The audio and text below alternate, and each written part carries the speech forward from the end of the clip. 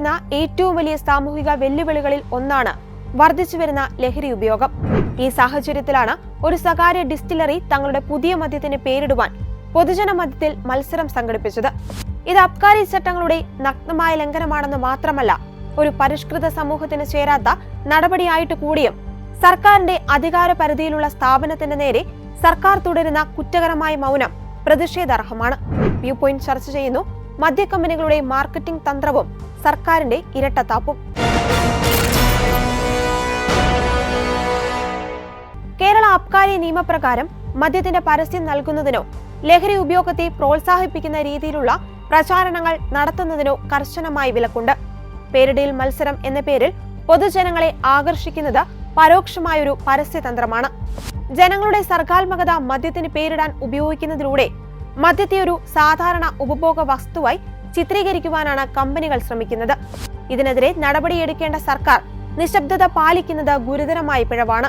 മദ്യം വിറ്റ് വരുമാനമുണ്ടാക്കുന്ന സർക്കാർ 2016 ലഹരി വിമുക്ത കേരളത്തിനായി പ്രഖ്യാപിച്ച പദ്ധതിയാണ് വിമുക്തി. ലഹരി വിരുദ്ധ ബോധവൽക്കരണ പരിപാടിക്കായി സർക്കാർ അന്ന് 5 വർഷം കൊണ്ട് ചിലവാക്കിയത് 35,15,00,000 രൂപ. ഈ പദ്ധതി പ്രകാരം എത്ര പേർ മദ്യത്തിൽ നിന്നും വിമുക്തി നേടി എന്നതിന് പദ്ധതി നടത്തിപ്പുകാരുടെ കയ്യിൽ കണക്കില്ല. വിമുക്തി പദ്ധതി ആരംഭിക്കുമ്പോൾ കേരളത്തിൽ 30 ബാറുകളാണ് ഉണ്ടായിരുന്നതെങ്കിൽ 2025 ഒക്ടോബർ 15 കണക്കനുസരിച്ച് കേരളത്തിൽ ഇന്ന് 2761 ബാറുകളുണ്ട്. ഇത് 2023 അപേക്ഷിച്ച് 8.89% വർധനവാണ്. ഈ സ്ഥലങ്ങളിൽ 2631 ബാറുകൾ, അതായത് കേരളത്തിലെ മൊത്തം ബാറുകളുടെ 95.29% ഒരു ഉടമയുടെ കീഴിലാണ്.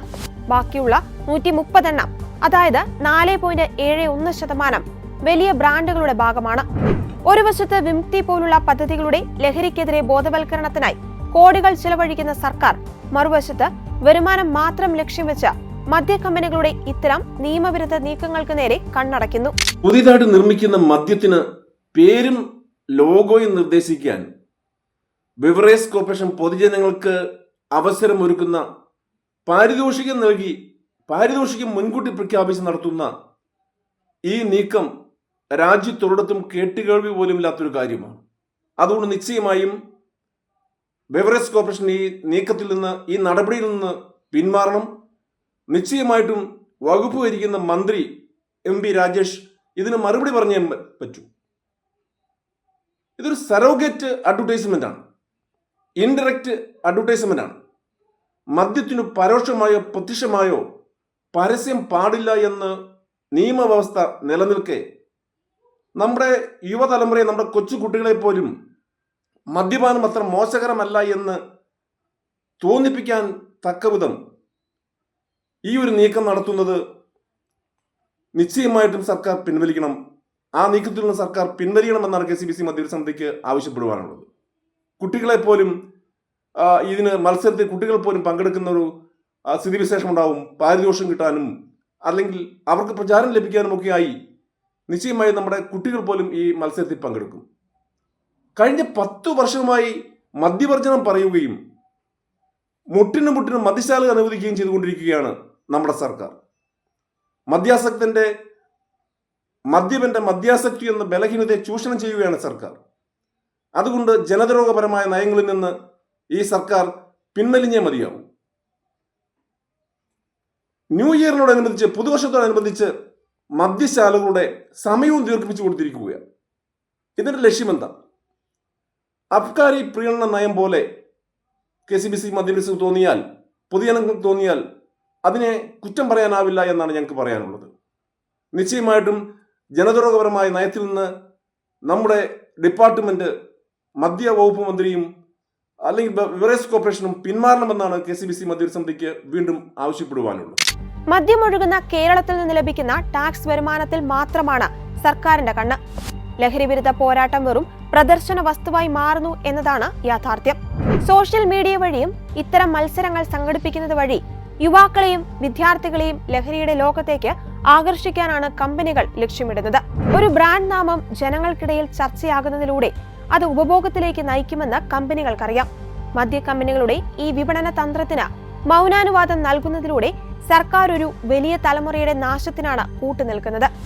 ഭരണഘടനയുടെ അനുച്ഛേദം 47 പ്രകാരം ജനങ്ങളുടെ ആരോഗ്യ നിലവാരം ഉയർത്തുക എന്നതും ലഹരി വസ്തുക്കളുടെ നിയന്ത്രണവും സർക്കാരിന്റെ പ്രാഥമിക കടമയാണ്. എന്നാൽ കേരളത്തിൽ സർക്കാർ തന്നെ ലഹരിയുടെ വിതരണക്കാരും പ്രോത്സാഹകരുമാകുന്ന കാഴ്ചയാണ് കാണുന്നത്. നിയമങ്ങൾ ലംഘിക്കുന്ന ഡിസ്റ്റിലറികളുടെ ലൈസൻസ് റദ്ദാക്കുന്നതിന് പകരം അവർക്ക് വളം വെച്ചു കൊടുക്കുന്ന സമീപനം തിരുത്തപ്പെടേണ്ടതുണ്ട്. മദ്യക്കമ്പനികളുടെ ലാഭക്കൊതിയും സർക്കാരിന്റെ നികുതി മോഹവും കൂടിച്ചേരുമ്പോൾ ബലിയാടാകുന്നത് കേരളത്തിലെ സാധാരണ ജനങ്ങളാണ്. പാലക്കാട് എലപ്പുള്ളിയിൽ ഒയാസിസ് കൊമേഴ്ഷ്യൽ പ്രൈവറ്റ് ലിമിറ്റഡ് എന്ന മദ്യക്കമ്പനിക്ക് അനുമതി നൽകിയതുമായി ബന്ധപ്പെട്ടുയരുന്ന വിവാദങ്ങളും പ്രതിഷേധങ്ങളും ഇതിനോടൊപ്പം കൂട്ടി വായിക്കേണ്ടതാണ്. വരൾച്ച സാധ്യതയുള്ള എലപ്പുള്ളിയിൽ മദ്യക്കമ്പനി വരുന്നത് കടുത്ത ജലക്ഷാമത്തിന് കാരണമാകുമെന്ന് നാട്ടുകാർ ഭയപ്പെടുന്നു.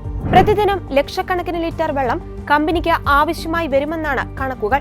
കമ്പനി വാങ്ങിയ 24 ഏക്കർ ഭൂമിയിൽ കുറച്ചുഭാഗം നെൽവയൽ തണ്ണീർത്തട നിയമപ്രകാരം സംരക്ഷിക്കപ്പെട്ടതാണ്. ഇത്തരം പാരിസ്ഥിതിക പ്രശ്നങ്ങൾ പോലും കണക്കിലെടുക്കാതെയാണ് സർക്കാരിന്റെ ഇരട്ടത്താപ്പ്. ചട്ടങ്ങൾ ലംഘിച്ചാണ് കമ്പനിക്ക് അനുമതി നൽകിയതെന്നും ഇതിന് പിന്നിൽ അഴിമതിയുണ്ടെന്നും പ്രതിപക്ഷം ആരോപിക്കുന്നു. ബ്രൂവറി വിഷയത്തിലെ ഹൈക്കോടതി വിധിയെ ഞങ്ങൾ ഹൃദ്യമായി സ്വാഗതം ചെയ്യുന്നു. കാരണം ബ്രൂവറിക്കെതിരായിട്ട് എലപ്പുള്ളി ബ്രൂവറിക്കെതിരായിട്ട് കേരളത്തിലെ പ്രതിപക്ഷം ഉയർത്തിയ അതേ കാര്യങ്ങൾ പറഞ്ഞുകൊണ്ടാണ് ഹൈക്കോടതി അനുമതി റദ്ദാക്കിയത്. അതിനകത്ത് സുതാര്യതയില്ല, നടപടിക്രമങ്ങൾ പാലിച്ചിട്ടില്ല, ഒരു പഠനവും നടത്താതെയാണ് ഇത് കൊണ്ടുവരുന്നത്. അതാണ് ഹൈക്കോടതി റദ്ദാക്കിയത്. എക്സൈസ് മന്ത്രിയുടെ കറുത്ത കരങ്ങൾ ഈ എലപ്പള്ളി ബ്രൂവറിക്ക് പുറകിലുണ്ട്.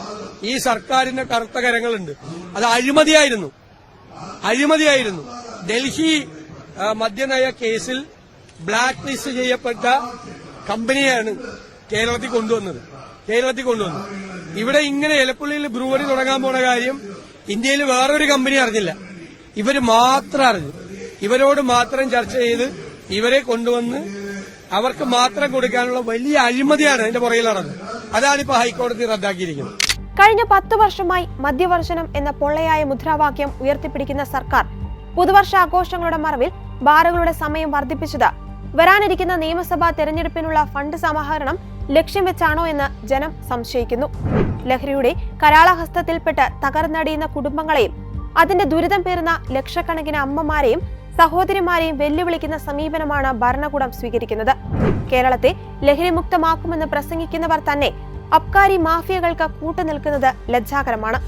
മാരക ലഹരി മരുന്നുകളുടെയും മദ്യത്തിന്റെയും വ്യാപനം മൂലം കേരളം ഒരു സാമൂഹിക ദുരന്തത്തിലേക്ക് നീങ്ങുമ്പോൾ ബാറുകൾക്ക് കൂടുതൽ സമയം അനുവദിക്കുന്നത് ആരെ സഹായിക്കാനാണ്? ലഹരിയുടെ ഇരകളായി മാറിയ മക്കളെയും ഭർത്താക്കന്മാരെയും ഓർത്തു കരയുന്ന കേരളത്തിലെ സ്ത്രീ സമൂഹത്തിന്റെ ക്ഷമയെയാണ് ഈ സർക്കാർ പരീക്ഷിക്കുന്നത്. ചട്ടങ്ങൾ കാറ്റിൽ പറത്തി പേരിടയിൽ മത്സരം നടത്തിയ ഡിസ്റ്റിലറികൾക്കെതിരെ കർശന നടപടി സ്വീകരിക്കുവാൻ സർക്കാർ തയ്യാറാകണം. ലഹരി വിമുക്ത കേരളം എന്നത് വെറും വാചക കസർത്ത് മാത്രമായി ഒതുക്കാതെ പ്രായോഗികമായി നടപ്പിലാക്കാനുള്ള ഇച്ഛാശക്തിയാണ് ഭരണകൂടം സ്വീകരിക്കേണ്ടത്.